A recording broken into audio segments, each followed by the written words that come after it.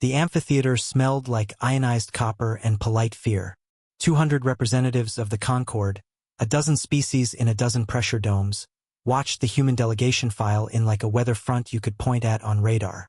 Polished black boots, mismatched patches, helmets dangling by their straps not because the humans forgot but because they didn't care to pretend they were guests. They moved like people who knew how everything in the room could be used as a weapon. Lord Moderator Vesh extended his palette fronds in welcome, a gesture carefully focus grouped across 14 cultures to land as neutral. We thank you for your arrival. Your species is new to our conflict. We expect disciplined soldiery, strict adherence to our engagement matrices, and a miracle, said the human at the front. Uninvited smile like a knife turned sideways to look non-threatening and failing utterly. His name tag read RAI. He wore a jacket that had too many pockets and too few medals, hands inked with the faded ghosts of old hospital wristbands. A soft ripple went around the amphitheater as translators digested the interruption. Vesh blinked a second set of eyelids. We expect compliance. You hired us, Rai said, because you tried compliance for 3 years and bled out in slow motion. You hired us because the Raknari Combine punched holes in your maps and then lived inside the holes. High Chancellor Tyrrell of the Songbound Collective, whose neck frills changed temperature with emotion, warmed visibly. We hired you because the human reputation, how do your newsfeeds put it? Deathworld psychos with an improvisation kink, made our committees panic. We sought soldiers. We will accept soldiers. Rai's smile thinned. We're not soldiers. A murmur. Vesh tapped a datapad, the equivalent of clearing a throat with a gavel. Then what are you? Rai tilted his head toward the back. A woman entered, carrying a helmet tucked in her arm like a pet. Where Rai brimmed with switchblade charm, she radiated something colder. Not malice, but the absence of persuasion. Commander Juno Park. She had eyes like midnight in a snowfield. Hunters, she said. Paramedics. Engineers. Teachers. There's no neat word for what humans become when the world they grew upon tried to kill them from day one. Your enemy thinks in fleets and fronts. We think in kitchens and alleys and the way a door swings. Your adversary laughs at doctrine. He pays attention to psychology. You don't need soldiers. You need people who will set the table wrong so your enemy sits with their back to the window. The amphitheater stilled. Juno dropped her helmet gently onto the lectern. The visor polarized, reflecting the tears of faces and pressure domes into one black glass eye. You bought us, she said. We came with a starship. All at once, the murmurs popped like a shaken soda. A dozen diplomats gestured in alarmed harmony. Your species possesses barely FTL? You do not field a navy, Vesh protested. Not a navy, Rai said, lazy as a cat discovering gravity. A ship, stolen from a pirate yard, patched with scrap, welded in a rainstorm, baptized in blood and diesel fumes. She's ugly. She howls when she turns. And she eats bully fleets. The holograph spun alive above the lectern. A silhouette ugly enough to be honest. A broad, low hull with a Frankenstein spine and heat scab armor. Human paint scrawled along the flank in spray can calligraphy. MERCI KILLS. Someone had added a cartoon. A smiling heart with fangs. Juno's voice stayed level. You want us to break the Raknari Siege of Cirrus Gate. You failed because you've sent fleets to fight a puzzle. We'll send our ugly ship and 30 unharvested people. Unhar? Chancellor Tyrrell's frills cooled. Humans you haven't filtered through your training apparatus, Juno said. No polished reflex. Just the thing that kept us alive on a world that makes poisons glow like flowers. We expected soldiers, Vesh said. We are funding soldiers. You'll get results, Rai said. If you want parades, hire a marching band. Later, after the amphitheater drowned in procedure, after the committees found the exact edge of their courage and stood there like clever statues, Juno and Rai walked the orbital corridor toward Dock 12. The windowed curve showed the Concord home's shadow slicing across the planet below like a taut string drawn across a drum. You shouldn't antagonize them, Juno said. Rai swung his legs in ways that made gravity doubt its decisions. You asked me here because I'm a bad idea that works. Because you're honest, Juno said. They think psychopath means lack of empathy. It means empathy we choose when it matters. Call it selective compassion, Rai said and stopped. Dock 12's door iris dilated. Beyond. A bay packed with welded scaffolds and the sudden thunderclap silhouette of MERCI KILLS. The sea had been scorched away somewhere, leaving the ship's name like a half-remembered warning. The hull bore the tattooed history of every fight scabbed into its metal. Raised patches, new plates, jagged welds like sutures. She looked like a city bus that had won a war. Juno touched the hatch with her knuckles. The hull hummed back, as if some industrial ghost inside put its ear to hers. We promised them a miracle, Juno said. No, Rai said. We promised them us. The crew of MERCI KILLS assembled in the forebay. 30 humans with the biographies of salvage. A former fire captain with the stance of a tree-finding stone. A rural trauma nurse whose hands could start hearts with a stern look. A software pirate who still called his terminal a box and swore at it like an old dog. An ex-teacher whose voice could cut through smoke. A chef who treated supply chains like a campaign. Juno walked in front of them with the gravity of a metronome. The Concord wants the Siege of Cirrus Gate broken. Raknari control 4 choke points. They've mined jump lanes, they've bribed freight guilds, they've turned the gate into a revenue stream and a starvation engine.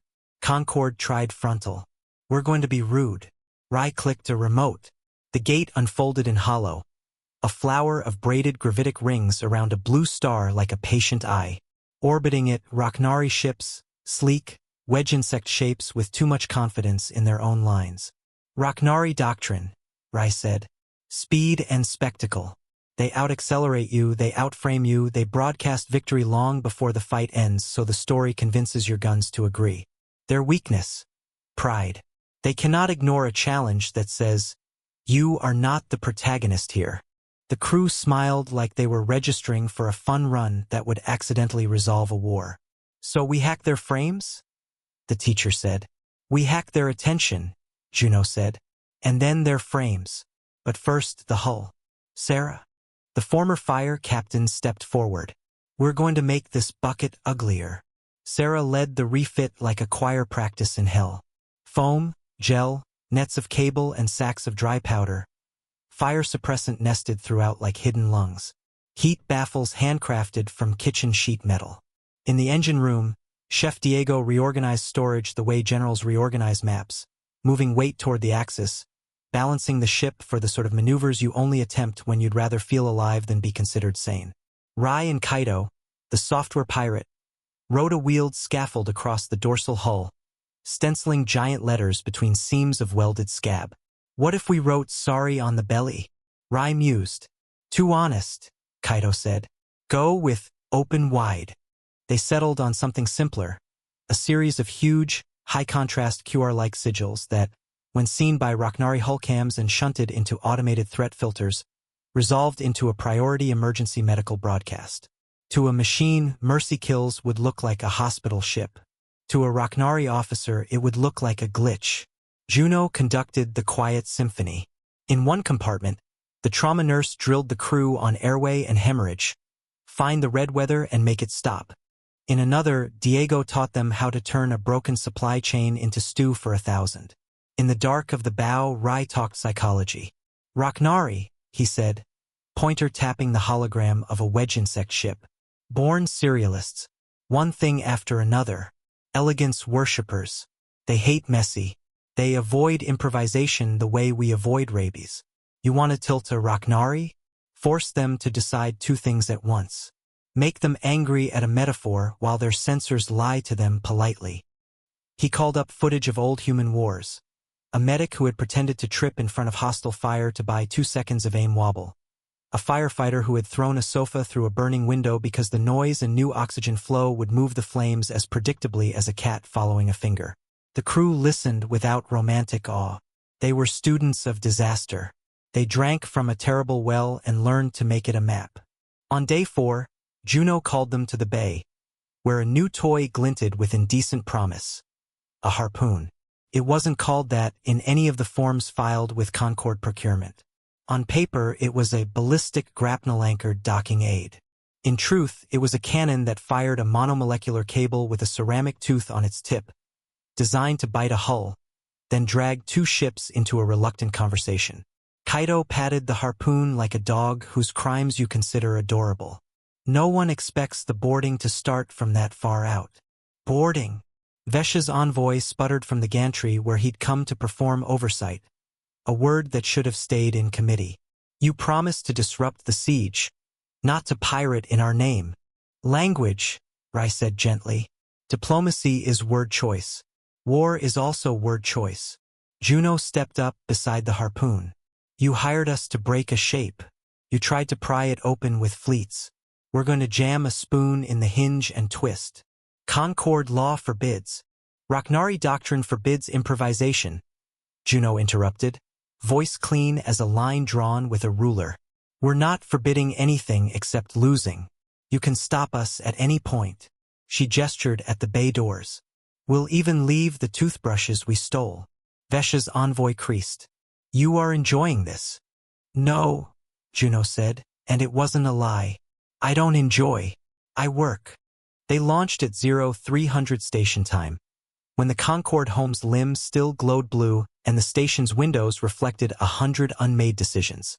MERCI KILLS climbed on a chanting ladder of burns. The ship shook like a dog forgetting water. Every weld told a story. Every story ended in "We did not die that day." Rai strapped in beside Juno. The crew murmured the human catechism of launch. Keys? Keys. Fuel? Fuel. Fire? Later. Sarah's hands moved across her board the way a conductor coaxes a brass section out of a shy throat. Rai, Juno said, eyes on the clamps. Tell me something true. We will make a mistake, he said. We will not make the same one twice. The clamps released. The ship fell up. Cirrus Gate resembled a throat-singing harmony with a star. The gravitic rings shimmered, vapor-thin and iron-hard, holding geometry in defiance of common sense. Around it, Raknari ships moved like styluses on expensive paper, writing a very neat story about control. MERCI KILLS arrived disheveled and loud. The sigils on her hull flashed in spectrum bands machines loved. Every Raknari sensor operator's filter triggered. An alarm cascade blossomed. Medical priority. Multi-species hardship. Do not fire. Hook for docking. Rai watched the feed on his visor and smiled like a burglar invited inside. They're arguing with their own software. Harpoon in range, Sarah said, voice a museum of calm. Juno took a breath. On my mark. The first intriguing thing about the harpoon was how quiet it was. The second was how it moved like a string becoming a line drawn in a single, unbroken gesture. The tooth crossed space, a poem about intent. It bit a Raknari patrol ship on the seam where the hull pretended to be seamless. The tooth held. Reel, Juno said. MERCI KILLS did not reel the Raknari ship toward her. She reeled herself toward the Raknari ship, accelerating with a burn asymmetric enough to make gauges frown. She was a bus breakdancing. Raknari doctrine hiccuped. The patrol ship tried to cut the cable with a microtorch, discovered the cable had been pretensioned to saw back, and retreated from its own cutting tool like a person spooked by a lawnmower. The patrol's captain spoke over wideband, voice clipped silk. Unknown vessel identify. Release illegal docking aid or be destroyed. Rai keyed his mic, we're the paramedics. You called 911 by mistake. We still showed up. What is 911? The Raknari asked, because he could not ask, and in asking surrendered the tempo. Old code, Rai said. Means we're here to help. At 30 meters, Juno fired the forward thrusters to flip MERCI KILLS end over. She spun the ship like a coin tossed that refused to land. The dorsal hatch kissed the Raknari hull. Maglocks clamped. Sarah blew the hatch in. Air roared like applause. Boarding should be a ballet of horror. The humans did not dance. They moved like a kitchen line in a rush, each with a station, each with a job that prevented someone else from burning. The ex-teacher clapped her hands once, uselessly, because in a past life that cut through confusion, and old habits saved seconds like pennies. Raknari sailors met them in a corridor of angles that respected a geometry different than human nerves. They held elegant weapons, hexagonal gun pods that articulated like flowers. Humans waded through with shields made of cutting boards bolted to riot plates and expressions like they were late to pick up their kid. Kaido tossed a sphere that coughed out smoke. Not the choking kind, cinnamon-scented, deliberately festive, a ridiculous carnival fog. Raknari doctrine hated ridiculous. Their targeting reticles hesitated as a color palette trespassed. Elegance cracked. Juno pressed forward. A calm tidal pressure. She didn't shoot first. She didn't need to. Rai beside her talked. "Hey!" he said, to a Raknari officer whose right hand trembled out of tempo with his gun. "You're a professional. You know when you've lost the initiative. You don't have to lose your people. You humans call yourselves Deathworlders as if it is a badge." The officer spat. "We call your home hampered." "Both true," Rai said. "Your doctrine makes you efficient in stable states. We grew up inside unstable states. We learned to eat variance." He tilted his head. "Take us to your bridge." "We will resist," the officer said by reflex.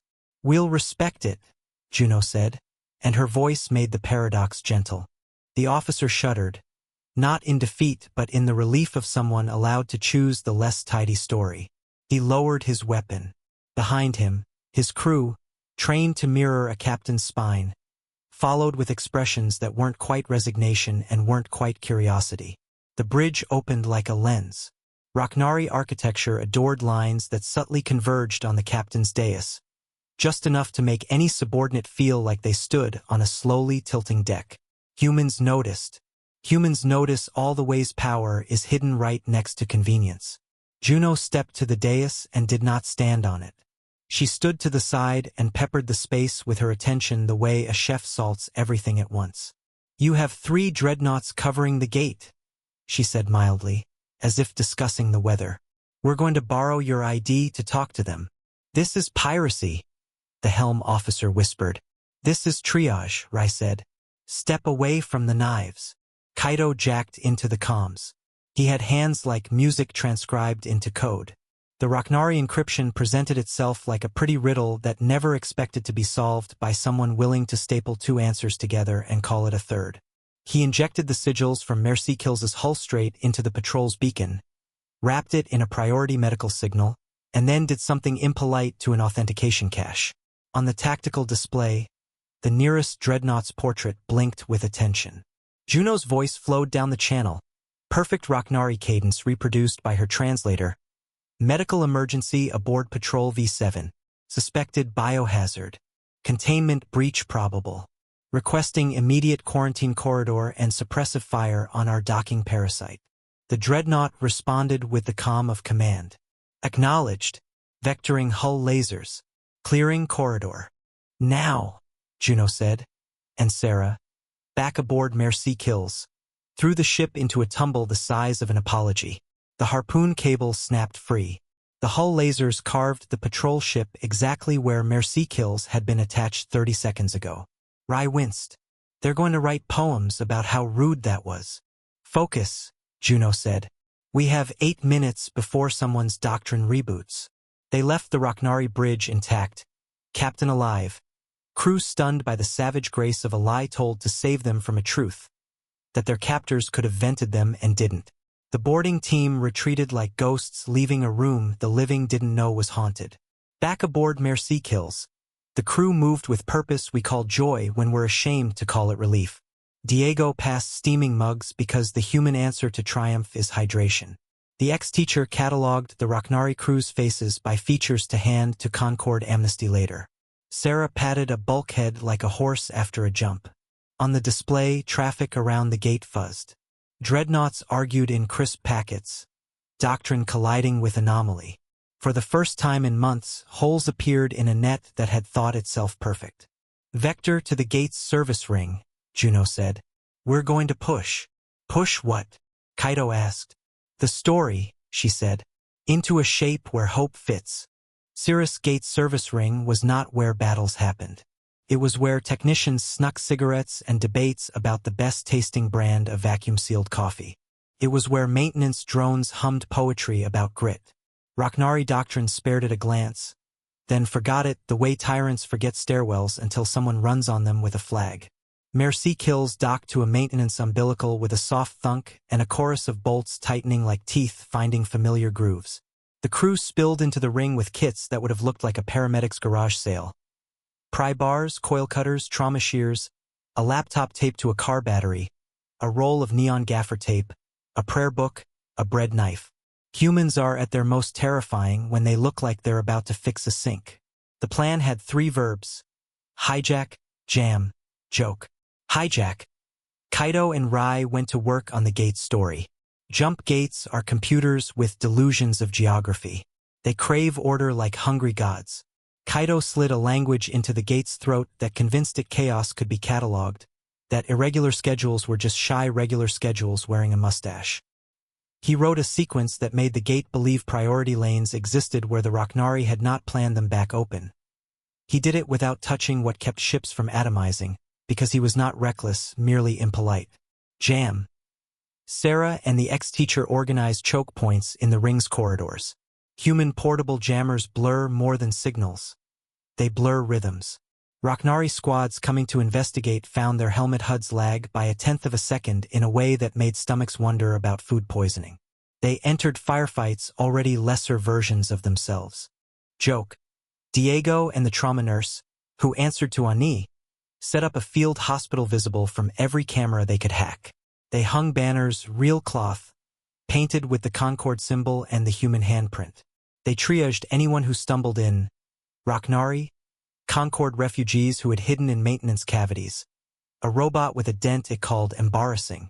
Diego brewed soup until the ring smelled like a school cafeteria on a day when the storm canceled recess. A Raknari squad commander rounded a bend, took in the gaffer tape, the banners, the soup, and stuttered. What manner of psychological operation is this? Tuesday, Diego said, not looking up from ladling. Soup or stew? The commander fired at the pot purely to reclaim narrative.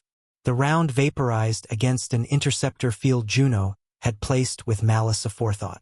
Steam billowed. Everyone blinked tears. Ani used the distraction to pull the commander's squad leader to the ground and zip-tie his wrists with a neatness only pediatric nurses achieve. Juno moved like a chess piece no one expects because that piece is from a different game. She stepped into the commander's sightline and projected her voice. "We're not your trauma. We're your antidote. You can keep shooting at the place where food happens, or you can stand down and be fed." The commander's weapon lowered by inches that measured the distance between ego and survival. He was Raknari. He loved elegance.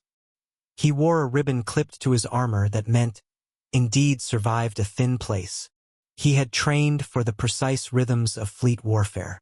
Nothing in his doctrine accounted for a human offering stew behind a flickering banner. He surrendered. Juno pointed at the nearest camera. "Broadcast," she told it, and Kaido did. Across Raknari networks, across Concord feeds, across pirate channels and board student hubs, the Siege of Cirrus Gate showed something indecent. Humans making a mess that looked like grace. People watched humans tape down cords so no one would trip while bullets discussed philosophy with metal. Rai took a detachment to a control node the Raknari relied upon to keep civilian transports penned like sheep.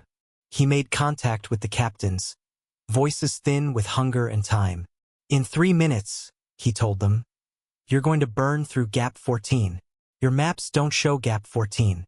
Trust me, your grandchildren will draw it in crayon later." "How do we—" a captain began, the kind of person whose entire life had been sidestepping forms.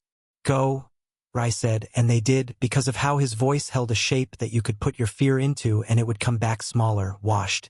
Sarah orchestrated MERCI KILLS as if she were conducting a train through a neighborhood asleep and filled with glassware. She angled the ship to block lines of fire the way a mother angles her body to take a hit at a playground. She absorbed. She did not break. Each tremor fed the legend. Raknari Command finally recognized the shape of their unraveling. The dreadnoughts ceased arguing in perfect code and began shouting in imperfect human. "Asset compromised. Gate ring occupied by kitchen. Priority target. Ugly ship with lying medical beacon. One dreadnought rotated to bring its main guns to bear on the ring. Risk calculus suddenly willing to kill the thing it needed to keep because dignity had entered the chat. Juno stood in the ring and watched the barrel port align with a line you could string across fate. Now, she said, voice a blade cutting fruit so thin it becomes translucent. Kaito pressed the button he'd built into the gate's internal monologue. The dreadnought's firing solution blinked, and then it forgot, just for a breath, which way its own geometry faced. Its shot lanced space in a direction the dreadnought had sworn moments ago did not exist. It scored one of its siblings. Doctrine screamed. Pride tried to rewrite truth. Truth refused. The civilian transports burst through Gap 14 like a flock, remembering they had wings. People in rickety haulers and careful freighters and a courier with a paint job that read bad ideas only poured toward safety because humans had put tape on the floor and pointed. Rai stood in the control node and felt a moment of something he knew better than joy. Okayness. The kind paramedics get when the pulse returns under their fingers. He looked up to find a Raknari comms officer watching him with an expression that failed to translate. "You do not hate us," the officer said, puzzled and rejecting that fact with his whole body. "I hate what your doctrine does to you," Rai said. "The same way I hate what ours does to us. You want soup. My diet is—" The officer stopped, because the answer inside him was yes, and because refusing soup at a moment like this felt like choosing a smaller universe. "Diego," Rai called. "One bowl for the person who will someday take my job." The Raknari accepted the bowl as if accepting a cursed crown. Steam kissed his face. He closed his eyes. He tasted. His doctrine bent a little and then held like steel heated just enough to be interesting. Outside, a dreadnought captain made a terrible and noble choice. He ordered retreat. Not because he had been outgunned but because he had been outstoried. His sensors told him a hospital had jammed a spoon into his hinge. His crew told him the ring smelled of soup. He could not survive the memoirs. The Siege of Cirrus Gate unraveled. Not all at once. Never all at once. But the knot that had been perfect found a gap and widened. And in the widening, starved systems exhaled. When it was over, the Concord tried to package the victory in a shape congratulatory enough to fit on a ribbon. Committees birthed language like adaptive non-doctrinal intervention. A statue was proposed of a human pouring soup into a gravity well. The Concord also filed several stern memos about unapproved boarding acts and inappropriate signage. Juno ignored memos with the consideration she gave to weather. She walked the ring's corridor, now quiet enough that water dripping somewhere could apply for citizenship. She watched the Raknari prisoners being processed by Concord Amnesty. A clean line, clear signage, water stations every 10 meters. Humans had set up a table where kids drew with crayons on paper tablecloths because of course refugees had kids, and of course kids turn trauma into wax lines that adults turn into policy. Vesh approached, flanked by aides who wore expressions like freshly ironed shirts. His palette fronds made a shape that meant, "My previous certainty has been shot. Please advise." "You broke the siege," he said. "But you broke it incorrectly." Juno felt a smile rise and denied it jurisdiction. "You asked for soldiers. You got us." "You humans are dangerous," Vesh said, like reciting a diagnosis someone else wrote. "Not because you kill too easily, because you refuse to separate kindness from violence. It is disorienting." Juno looked down the corridor where Ani was teaching a Raknari teenager how to fold a paper crane because someone had found a stack of paper, and hands never waste paper when paper can become shapes. "We grew up on a planet that refused to separate beauty from danger," she said. "We adapted." Vesh's fronds quivered. "If we continue to employ you, we will lose the neatness on which we have made our lives." "You'll gain outcomes," Juno said. "And you'll learn when neatness is cowardice in costume." Rai arrived with 2 bowls and handed one to Vesh without asking if his species ate stew. Vesh stared, then took it because refusing soup in victory is as vulgar as talking during a funeral. He tasted. His fronds flushed with flavor. "Spices?" Vesh asked, scandalized and awestruck. "At a time like this?" "Especially at a time like this," Rai said. "Spice is how the body remembers later that it lived." They walked together along the ring's curve. Through the viewport, Cirrus Gate shone, repaired enough to look confident and damaged enough to tell the truth. Civilian ships flowed through in escorted lanes, a parade of survival. "Your ship," Vesh said carefully. "We would like to inspect it. For safety." Juno exhaled. "You want to make sure we didn't hide a harpoon in the couch." "That is precisely the metaphor, yes." "You can inspect," Juno said. "Bring tools, and an open mind, and someone who knows why a kitchen needs 2 types of knives." Rai leaned on the rail. "You expected soldiers," he said softly. "You got a starship crewed by people who have seen bad days and learned how to make good hours inside them. If you keep us, we will give you victories that look like violations of decorum." Vesh considered the stew, the gate, the lines of people moving without panic because a human had taped an arrow and written "Go here" in block letters. "We will keep you," he said finally. "We will write stricter memos. We will pretend in public that we are annoyed. And in private we will breathe."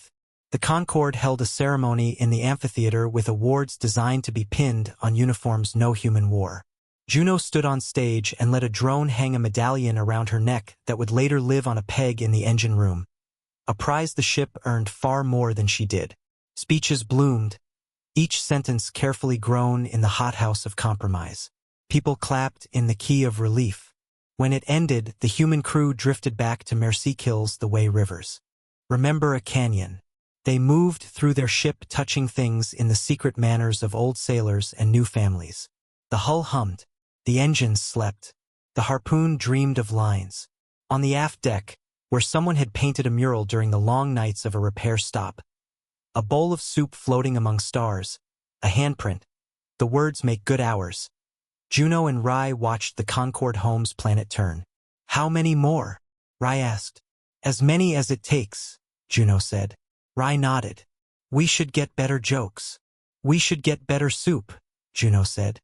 "Diego's running low on cumin." They stood in a comfortable, useful silence, the kind that in human throats means plans. Below them, the Concord fumbled toward a future less tidy and more alive. Above them, the lanes through Cirrus Gate glittered, constellations temporarily erased so ships could write new stories across them. The rumor began as such things do, with someone standing in a bar telling someone else that they had seen humans break a siege with a starship that looked like a bus and a kitchen that smelled like victory. The rumor was wrong in its details and right in its truth. Traveled. It grew. Predators listened. So did prey. So did people who refused those words as sufficient. On a dozen worlds, children drew the ugly ship and the soup bowl and the handprint. They told each other stories where monsters learned to eat their pride and heroes learned to set the table. They called the humans Deathworld psychos because that's what the newsfeeds called them, but they said it with a grin and a shrug is a bridge between terror and love. Juno slept for 4 hours, then woke because she has always woken when the world needed making. She walked the corridor of MERCI KILLS and laid her palm on a bulkhead. The ship thrummed like a throat humming a tune forgotten by everyone except those who need it. "Ready?" Rai asked from behind her. "No," Juno said, smiling at last, a small, private, useful smile. "But that's never stopped us." They launched at 0300 station time, because rituals matter and so does the way gravity keeps secrets until you shake them loose. The ship fell up. The galaxy made a face. Somewhere, a committee wrote a memo. Somewhere else, a kitchen turned on the light. And the Concord learned, slowly and then all at once, that the most dangerous thing humans brought from their death world was not cruelty, nor appetite, nor chaos. It was the refusal to stop being human while fighting a war.